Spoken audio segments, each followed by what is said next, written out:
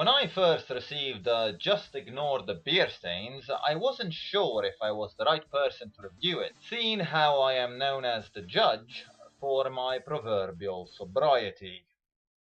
One more glass and I will spew, and my head just keeps on bonking. I am hungover like you. What the fuck is going on here? I don't understand this too. I lost my job and need some money. I shall not discuss my qualifications, suffice it to say that I am perfectly poised to review and enjoy Lawrence Gladeview's collection, Just Ignore the Beer Stains, which is all in free verse, all about a casual approach to poetry and daily life, and in part about drinking. I really liked the poet's whole attitude and approach, and generally speaking, the sense of spontaneity and candor that shines through Just Ignore the Beer Stains. I meant to spill this to make a joke again, but I didn't spill it. The spontaneity, my ass. And I know the topic won't be to everyone's taste, but then these poems are not really immature in and of themselves as much as they are about immaturity. And in particular, the underlying immaturity beneath the most lofty pretensions. Like what pretensions, you may ask? Well, like those that come with being a poet. And the self-reflexive question of what it means to be a poet is exactly what many of Gladeview's poems are about. His casual treatment of the topic belies a disenchanted approach to the realities of the poetic trade, which is nonetheless easy to relate to. Heck, even the edition comes across as sincere and unpretentious. Plain black and white, a nice photograph, a sample of verse on the back, and most importantly, no smart-ass quotes. No lines by Chuck Norris telling us that this book is the shit. And that's a good thing, because blurbs on poetry books are so annoying and pathetic that I am not even going to discuss them now. It would take me about 20 miles away off on a limb and far away from Just Ignore the Beer Stains. God damn. You know, this cameo was really not a good idea. It's not that funny, and I've been spilling beer all over myself like an idiot. Okay, for starters, I found the formal choices to be a massive waste of space. I didn't get the impression that the line breaks had much of a purpose, and in the end it's less like reading a poem and more like reading a Google translation of something written in Japanese. I mean, to me this just reads like prose, and it doesn't magically become poetry because you press the enter key every 2 or 3 words.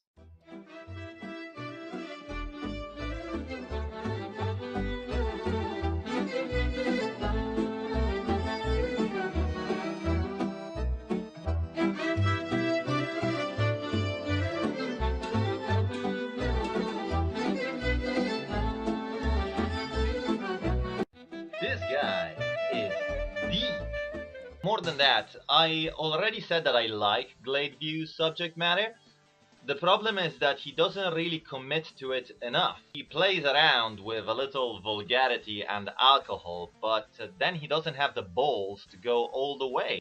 For a book that projects such an irreverent persona, most of this stuff is actually quite mild. He makes some snide remarks about the contemporary figure of the poet, but he never actually builds a congruent, convincing and thought-provoking criticism of it. He speaks about his personal life and relations, but then he keeps so many facts to himself that one wonders if his subversive persona is to be taken seriously at all. For instance, here is something he never actually says.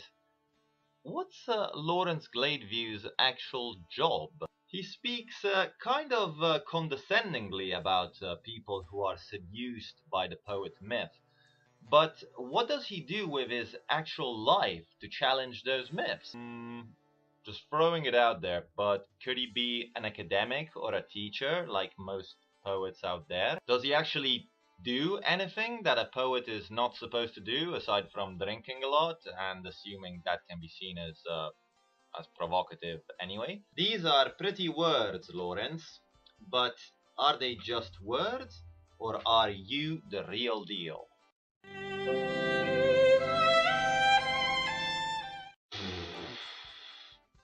This is the part that's really difficult because a book like this really resists drawing conclusions about it. How do you evaluate something that achieves everything it sets itself out to achieve, but then doesn't set out to achieve that much in the first place?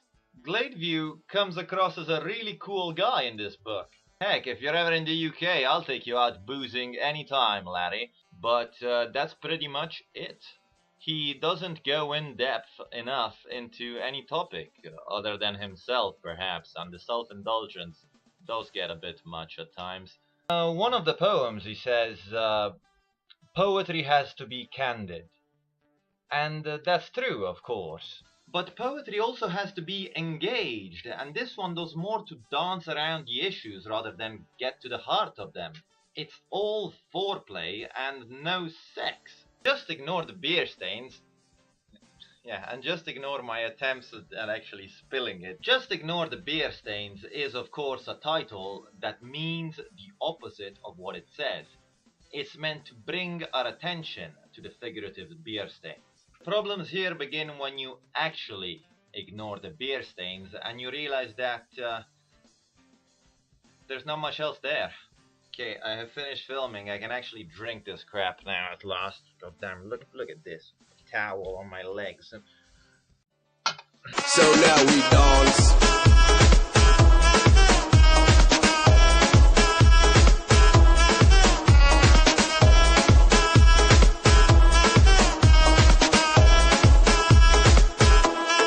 So now we dance.